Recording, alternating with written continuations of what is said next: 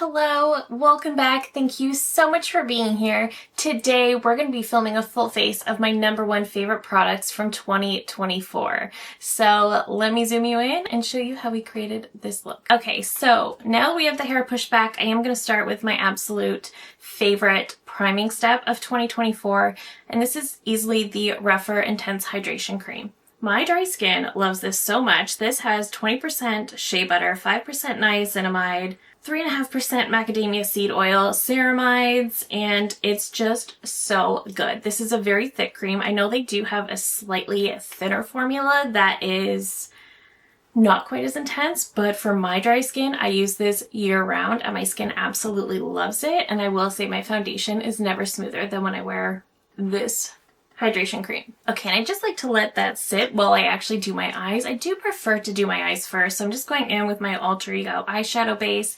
This is just my favorite eyeshadow base in general. It has been for several years at this point.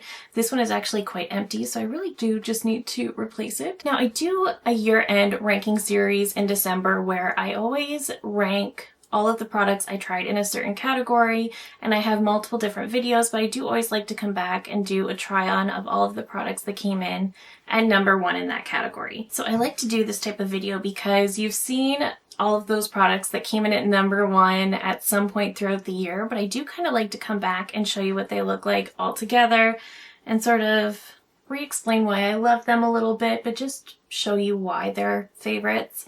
So I do like to do this as well. And then also, I thought I would treat this video as a bit of a segue into a new series I'm starting on my channel this year. So I am going in with my Natasha Denona My Mini Dream Palette. This was my absolute #1 favorite for the year. I just found myself coming back to this one no matter what. I tried it at the very beginning of the year and I just kept coming back to it. So right before New Year's, I did put a post on my community tab asking you guys what it is you want to see from me this year. So I will always be doing new makeup reviews. That is something that I just love to do. So the new makeup reviews aren't going anywhere, but I also want to know what it is you guys want to see from me exactly. What kind of videos do you love to watch and would love to see here on my channel? And I got an overwhelming response that you would like to see Shop My Stash videos. So we're absolutely going to be doing a Shop My Stash series. I think I'm going to introduce this as sort of a monthly video where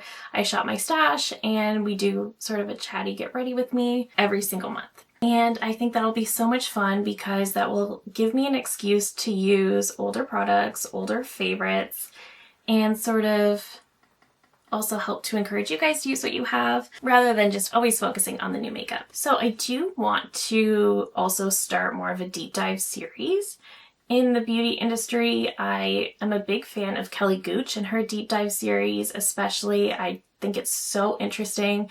I would love to start my own. I don't know 100% what I want to talk about, but I definitely want to start my own series in that regard as well.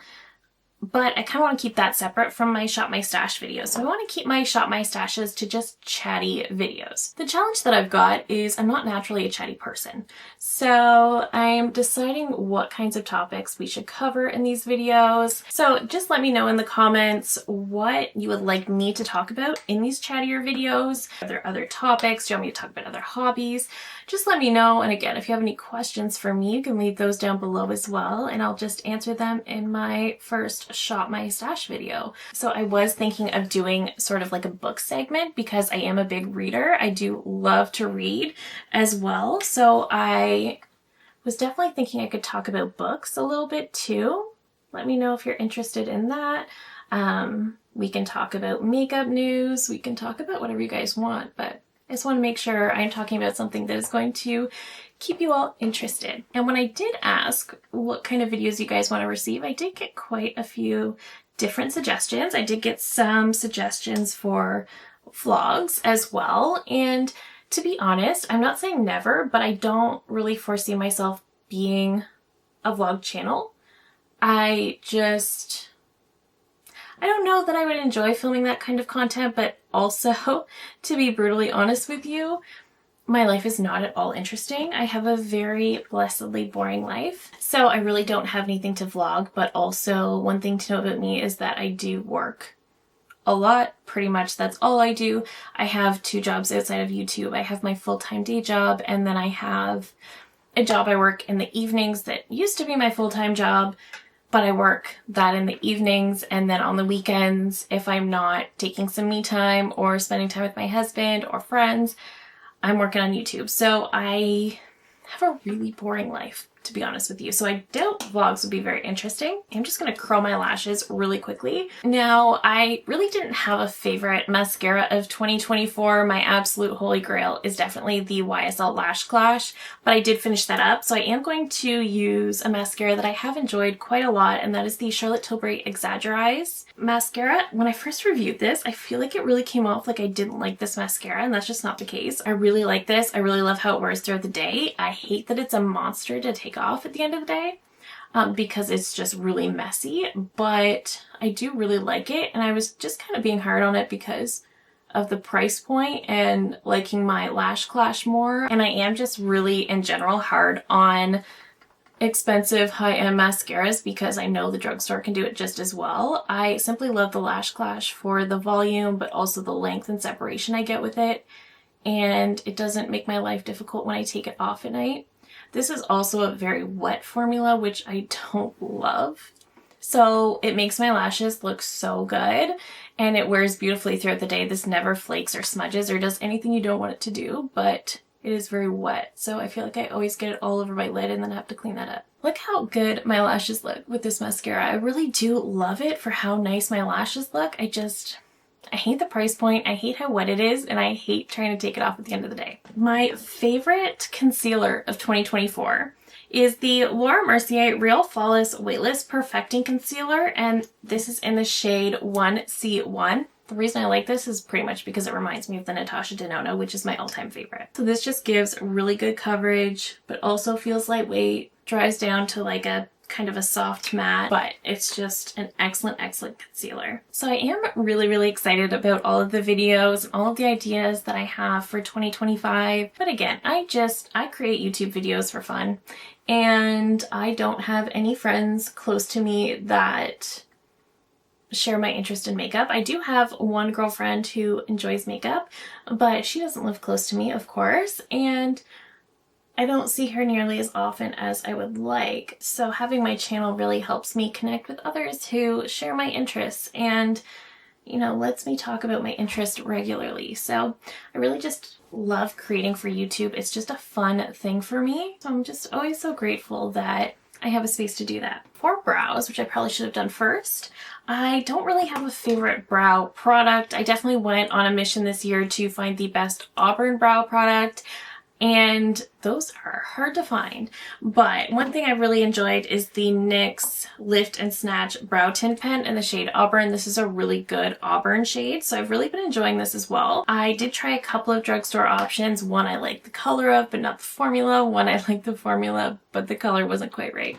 So that journey continues, but I have been enjoying this NYX pen. It's very precise, and it allows me to fill in my brows without making them blocky, which I appreciate. But the mission to find the best Auburn brow product is definitely going to continue into 2025. I don't anticipate changing my hair color because I definitely feel really good with dark hair. I always thought I was meant to be blonde, and I really enjoyed my blonde hair so much, but my natural hair color is more of like a soft brown. I was always kind of scared to go dark with my hair, and now I don't know that I ever want to go back because I feel so good and confident with dark hair. One thing that I never change, genuinely, is my brows. I feel like you might change certain things with trends or as time goes by, but I never change my brows. Like in 2016, I never got into the sort of blocky brows. And then we went through that feather brow trend. I didn't get into that either. I know how I like my brows, and I've always just kind of kept them that way. I kind of want to film a video on beauty trends too, trends that maybe I don't like. We'll see about that. I don't like to be too critical though, because makeup is so subjective and it's just not that deep, but I kind of do want to film something chatting about trends. For foundation, my number one of 2024 was the Huda Beauty Easy Blur Foundation. I liked this for so many reasons. I have the shade 120B. This is a little bit light, but I felt like the next shade up would be too deep. So this one surprised me because I feel like we are going through a bit of a revolution right now with matte foundations that are actually super comfortable and lightweight, while also giving that full coverage and aren't feeling heavy and miserable on the skin. Like, you're not thinking 2016 matte foundations anymore. These are just so lightweight and comfortable, and seeing this made me so happy because even though I have a dry skin type, I do prefer more matte makeup on myself, or at least more of a natural finish. This one does that too. It just gives me such great coverage while also being super lightweight and comfortable. It doesn't feel like I have anything on my skin, but it gives me the coverage that I want. And it's matte. So I really like that. I am so excited to finally have matte options for my dry skin. Now, one thing I noted about this foundation that really confused me was the fact that when you initially put it on, it looks really dry, at least on my skin. But if you just give it a second, it will sort of melt into the skin and look beautiful, and you're not going to have that dryness. Weirdly enough, as I'm applying this today, I'm not getting that dry look at all. It just looks really nice right away. I love this, but it's never done this before. I'm not complaining about it though. And even though I really love this foundation to begin with, this is definitely the best it's ever looked. So that's kind of funny. But let's actually now set the concealer and my T-zone. I actually didn't do a ranking of the powders that I tried because early 2024, I finally tried the viral Givenchy powder. And right after I tried it is when they reformulated it. But this easily became my absolute favorite powder of all time, so I am going to use it. I haven't tried the reformulated version. I've heard both good and bad. I've heard most of the bad, but I also heard some people say that if you do pack it on rather than swiping it on, it will look just like the old one. So I kind of want to give it a fair shot and just pick up a mini of the new one to see what my thoughts are and sort of kind of figure it out for myself, just because I've heard so many conflicting opinions. But this was without a doubt, I tried this in March, and this is without a doubt my favorite ever powder, especially on my dry skin. It mattifies, but it also perfects. It just gives the most beautiful effect to the skin. I know powders are meant to give sort of a blurring effect, but there's just something about this one where it actually just looks weightless, and it doesn't look like you're adding anything onto the skin. It doesn't look like you're adding a powder. It feels like it's just almost invisible, and it's so beautiful, and it really does lock in the makeup. So that's another thing I really liked about this. That I have the shade 2 Satin Blanc, but this is just my absolute all-time favorite powder. I tried quite a few because I was looking for different ones.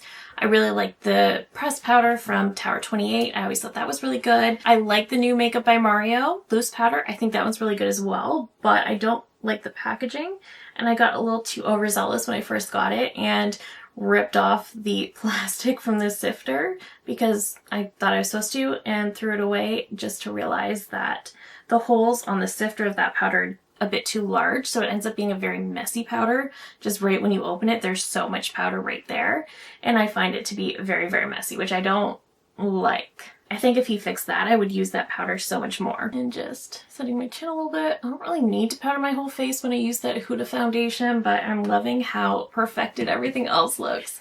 But I am looking very canceled out, so I think we need to get some color on my face. And to do that, we are absolutely going in with my absolute #1 diehard favorite bronzer that I haven't put down since I first got it in August. This is the Lancome Skin Transforming Bronzer in the shade Fair. I love this bronzer. The packaging is second to none. I love it so much. This bronzer is just the perfect tone. First of all, they actually have a lot of shades in this bronzer. Not the standard 4 that a lot of brands like to come out with, but look how just airbrush this looks on the skin. Just absolutely flawless. It's the perfect tone. It's not turning the orange, which is very easy for bronzers to do on my super fair skin. This is just the perfect neutral tone bronzer. And you can build it up if you want a little bit more, but you can sheer it out, and it never looks like too much. They did come out with a range of highlighters, and they actually just released new shades of the highlighters because they originally only came out with 2. And I like the highlighters fine, but the bronzer, this is just the absolute best of the best. mark my words, I will hit pan on this bronzer this year. I know it because I reach for it so much. My absolute favorite blush of the year was actually from Patrick Ta, and this was part of one of his shade extensions, and this is the shade Not Too Much. Now, this isn't my absolute favorite ever blush formula, but this particular shade is the one I reached for constantly and have a really solid dip out of. So this is the shade Not Too Much. It's kind of like a rosy beige. So it just looks like not too much. The name is perfect. And if you have fair skin like me, this is the absolute perfect shade for every day. It's not too peachy, it's not too rosy, it's just the perfect blush shade. And it just kind of goes with everything. So I really, really do love this blush. The shade is just such a favorite. I like this powder formula fine, but there are definitely powder formulas I liked a little bit more. I actually liked the new Fenty Suede powder bronzers. I like those a little bit more. I've been absolutely loving the new YSL blushes, but they actually came out after I did my year-end ranking, so it was a little bit too late. So they'll be in my 2025 ranking, but this shade I just reached for so much, and I don't even normally top it with the cream. You definitely can, but I don't normally. In terms of highlighters, a highlighter is something I would say I reached for maybe 40% of the time, but when I did, I often reached back for my Charlotte Tilbury Face Architect because that's one of my favorites. I also used the Lancome quite a bit, but I don't know that it was a super favorite.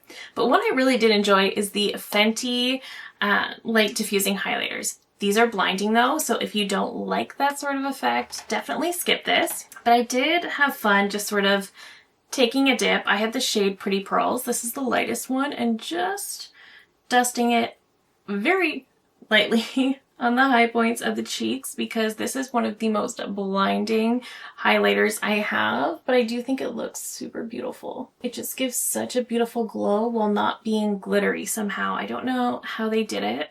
It's very, very smooth, but incredibly shiny and blinding. So I did really enjoy that as well. In terms of setting spray, I didn't try a new one in 2024. The Charlotte Tilbury's just been a favorite. I did try out the new Makeup by Mario and I like it. I don't know that it actually does anything, but since it's the only one I tried in 2024, I will throw it on today. I do like this because I do find it gives my skin a nice little boost of hydration, but I don't really know that it does anything else for my skin. For the lips, I tried so many lip products in 2024. I don't know that I necessarily have a favorite, so I did decide to go with my most reach for lip combo, and that is definitely the Lancome Lip Shaper Liners in Idole Nude and the Lip Squalane Butter Balm in the same shade, Idole Nude. So both of these formulas came out in 2024 and I love both of them, and the shades of these are beautiful. So these liners are such a beautiful, comfortable, creamy pencil liner, and I think they just look so lovely. As far as application, they remind me a little bit of the Charlotte Tilbury, just in the way that they're a pencil liner, but they're super creamy. And then the Squalane Lip Balm, I love these. The packaging is so cute. They're lip balm, so they're super nourishing and comfortable, but they are just very glossy and high shine, high pigment. And I reach for this combo so often, and I love it. It just makes my lips look so juicy and plumped up. I love it. So I guess this is the finished final look. Let me take the hair down, I'll zoom you out, and then I can get into my final thoughts. All right, so here we have the finished final look using all of my #1 favorite products from 2024, and I actually love how my makeup turned out today. I feel like my skin looks absolutely flawless and smooth. I absolutely love everything. No wonder these were my favorite products from the year. So of course we have my Refer Intense Hydration Cream. This is always going to be a favorite. This is just so phenomenal. My dry skin loves that cream. The Huda Beauty Easy Blur is just such a fantastic option for those who want a matte finish, but for something that is absolutely very lightweight, very comfortable. If you don't like having to powder down your face, if you just want something that is going to be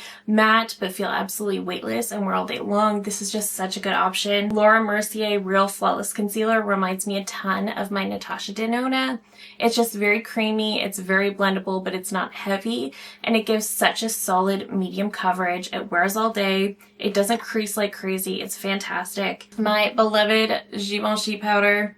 Still my absolute number one, but I will of course have to try the reformulated version for myself because I've heard so many conflicting opinions. For the brows, I really enjoyed the NYX brow pen. It's not my number one favorite, but I don't really have a number one favorite for 2024. The Rare Beauty Brow Gel is a forever favorite when it comes to brow gel. It just holds my brows in place without weighing them down and without getting any crusties on there, so I love that brow gel. The Charlotte Tilbury Mascara. This is fantastic. I don't love that it's such a wet formula, so it feels like it takes forever to dry down. I also just don't love that it's so messy to take off or that it's so pricey, but the packaging is beautiful. The formula is actually really great. It does give my lashes a lot of volume and length, but it also just sort of wears beautifully throughout the day. It doesn't flake, it doesn't smudge. It is absolutely bulletproof once you put it on. The Natasha Denona Mini My Dream. This palette has been an absolute favorite since I first tried it out. I just love these sort of cooler tone browns. I think it looks so beautiful, so flattering, such a gorgeous everyday palette. And I can tell that my shimmers are very beat up because this is a palette that I kept coming back to all year long. Whenever I didn't know what to do, I went for this palette. If I wanted an easy everyday look, I went for this palette. So I knew without a doubt this is my favorite. The bronzer once again is reaching holy grail status because this is the only bronzer I've pretty much wanted to reach for 5 months at this point. So clearly this is a favorite. It's just the tone. It's so blendable. It looks airbrushed on the skin. It's absolutely perfect. The Patrick Top Blush in Not Too Much. I love the color of this. The formula is fine. There's nothing at all wrong with the formula. There are some powders I like a little bit more that might be a little bit more buttery and a little bit more blurring, but at the same time I do still think this is a fantastic formula and it looks really beautiful. Sometimes I do top it with the cream, sometimes I don't. I typically don't, so that's why I didn't bother to do that today. And as for the highlight, this Fenty highlight in Pretty Pearls, this is so fantastic. This is a very softly pressed highlight, so if you do order this online, it might come broken, but the formula itself is so fantastic, but it just gives such a beautiful look to the cheeks. It is very blinding without being glittery and without being too texture enhancing. It's just a really good formula. As for the lips, the Lancome lip products that were released this year, Lancome was on a roll in 2024. These lip products are fantastic. I love the liner. It's just very creamy and comfortable and just easy to apply. This lip balm is so hydrating and nourishing. It's hard to believe that I'm also getting something that is so pigmented and shiny. So this combo has absolutely been a go-to. And like I said, Lancome has been on an absolute roll in 2024. I really, really hope they roll that into 2025. They've always been well known for their skincare. Their mascaras have always been pretty well known, but I feel like they're not a brand that gets talked about that much. And I feel like in 2024 they were, because we have the new highlighters, the new bronzers, the new lip products. And I feel like we're starting to talk about Lancome again. So I really want to see them continue that momentum this year. But that is it for me today. Those are all of my top favorite makeup products from 2024. Let me know down below some of your absolute favorites from the year. And of course, please let me know down below what you'd like me to talk about in my upcoming Chatty Shop My Stash videos. Let me know what you want to talk about. If you have any questions for me, please leave them down below. If you have any just topics and ideas you want me to talk about, leave those linked down below, because I am really looking for ideas and I want to continue this momentum this year and make sure that I am filming videos you guys want to see. So please let me know all of that down below. Thank you so very much for watching. Thank you so much for all of your support. I am eternally grateful. If you're new here, I hope you will consider subscribing before you go. I do upload new videos every single week. Thank you again so very much for watching, and I will see you in my next one. Bye!